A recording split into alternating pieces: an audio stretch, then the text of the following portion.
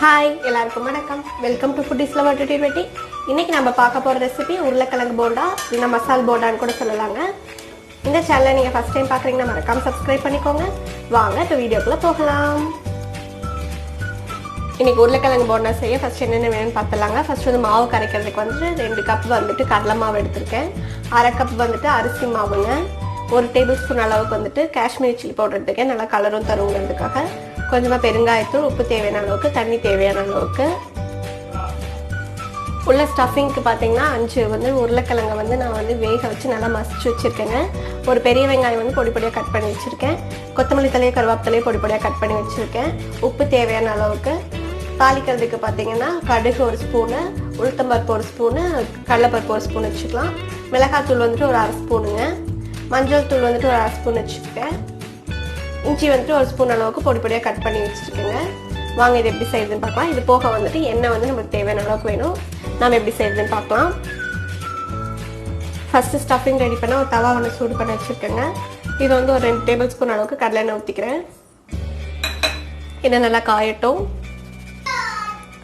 இப்போ எண்ணெய் நல்லா காஞ்சிருச்சுங்க. இப்போ வந்து கடுகு உளுத்தம் பருப்பெல்லாம் எடுத்து வச்சாலும் அதை போட்டுக்கிறேன். இது நல்லா பொரியட்டும். இது நல்லா பொரிஞ்சதும் நான் வந்துட்டு 2 பச்சை மிளகா வந்துட்டு பொடி பொடியாக கட் பண்ணி வச்சுருக்கேங்க. வெங்காயம் கட் பண்ணி வச்சுருக்கோங்க, அதை சேர்த்துக்கிறேன். இதை நல்லா கலர் பண்ண அளவுக்கு வதக்கிக்கலாம். இப்போ வெங்காயம் லைட்டாக கலர் மாறிடுச்சுங்க. இது கூட வந்துட்டு நான் கருவேப்பிலை கொத்தமல்லி தலை சேர்த்துக்கிறேன். இஞ்சி கட் பண்ணி வச்சுருக்கேன்ல, அதையும் சேர்த்துக்கிறேன். இதையும் நல்லா வதக்கிக்கலாம். இப்போ மசிச்சு வச்சுருக்க உருளைக்கிழங்கு கூட சேர்த்துக்கிறேங்க. உருளைக்கிழங்கு போட்டாச்சுங்க. இப்போ வந்துட்டு மஞ்சள் தூள் சேர்த்துக்கிறேன். மிளகாய் தூள் வந்துட்டு ஒரு 1/2 ஸ்பூன் சேர்த்துக்கலாம். இதுக்கு தேவையான அளவு உப்பு போட்டுக்கலாங்க. உருளைக்கிழங்கு வேக வைக்கும் போது நான் லைட்டாக உப்பு போட்டிருந்தேன், அதனால் பார்த்து போட்டுக்கிறேன். அவ்வளோதான், இது நல்லா கலந்து விட்டுடலாங்க. அவ்வளோதாங்க, கலந்து விட்டாச்சு. நம்மளோட ஸ்டஃபிங் இப்போ ரெடி ஆகிடுச்சு. நான் ஸ்விட்ச் ஆஃப் பண்ணிடுறேன். இது நல்லா ஆறட்டும். நம்ம அதுக்குள்ளே வந்துட்டு மாவு கரைச்சிக்கலாம். மாவு கரைக்க ஒரு மிக்சிங் பவுல் 2 எடுத்துருக்கேங்க. இதில் வந்து நான் கடலை மாவு சேர்த்துக்கிறேன். 2 கப் எடுத்து வச்சுருந்தா அதை சேர்த்துக்கிறேன். அரிசி மாவு சேர்த்துக்கலாம். 1 டேபிள் ஸ்பூன் அளவுக்கு காஷ்மீரி சில்லி பவுடர் சேர்த்துக்கிறேங்க. உப்பு தேவையான அளவு சேர்த்திக்கலாம்.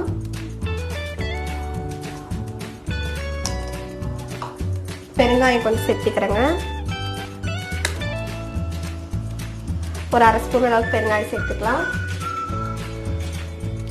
ஒரு 1/4 ஸ்பூன் அளவுக்கு குக்கிங் சோடா சேர்த்துக்கிறேங்க. இது ஆப்ஷனல் தான், நீங்கள் வேணும்னா சேர்த்துக்கலாம், இல்லைன்னா விட்டுடலாம். இப்போ இது தண்ணி ஊற்றி நல்லா கலந்துக்கலாங்க.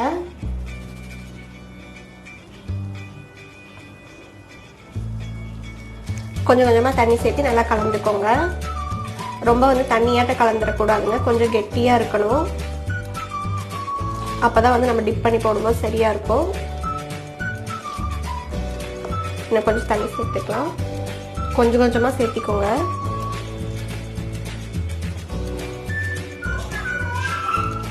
பாருங்கள், இந்த அளவுக்கு நம்ம வந்து கலந்துக்கணுங்க. நல்லா திக்காக இருக்கணும், ரொம்ப தண்ணியாட்ட இருக்கக்கூடாது. இதை கரெக்ட் கன்சிஸ்டன்சி. நம்ம இப்போ வந்து உருளைக்கிழங்கு உருண்டையாக பிடிச்சி இதில் முக்கி நம்ம பொரிக்க வேண்டியது தான். ஸ்டஃபிங் வந்து கொஞ்சம் கை பொறுக்கிற சூடு வந்தோடனே நம்ம வந்துட்டு இதை வந்து உருண்டையாக பிடிச்சிக்கலாங்க. நீங்கள் வந்துட்டு கொஞ்சம் பெருசாக சின்னதாக நீங்கள் உங்கள் சைஸ்க்கு ஏற்ற மாதிரி பிடிச்சிக்கலாம். நான் வந்து கொஞ்சம் மீடியம் சைஸாக பிடிச்சிக்கிறேன். கடையிலலாம் நல்லா பெருசாக பிடிப்பாங்க. அந்த மாதிரி ரவுண்டாக பிடிச்சி வச்சுக்கலாம். எல்லாத்தையுமே இதே மாதிரி பிடிச்சி வச்சுக்கலாங்க.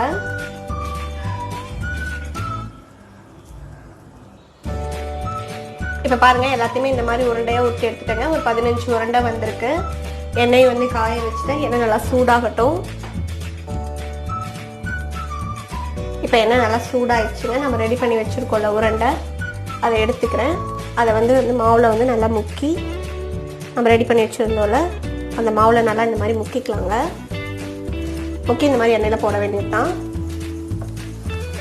இதே மாதிரி எல்லாத்தையும் போட்டுக்கலாம். நல்லா எல்லா பக்கம் கோட் ஆகிற மாதிரி போட்டு இந்த மாதிரி போட்டேன். ஒரு 2 நிமிஷம் வெந்ததுக்கப்புறம் நம்ம திருப்பி போட்டுக்கலாங்க. மீடியம் ஃப்ளேம்லேயே வச்சு நல்லா செவக்க பொரிச்சு எடுத்துக்கலாம்.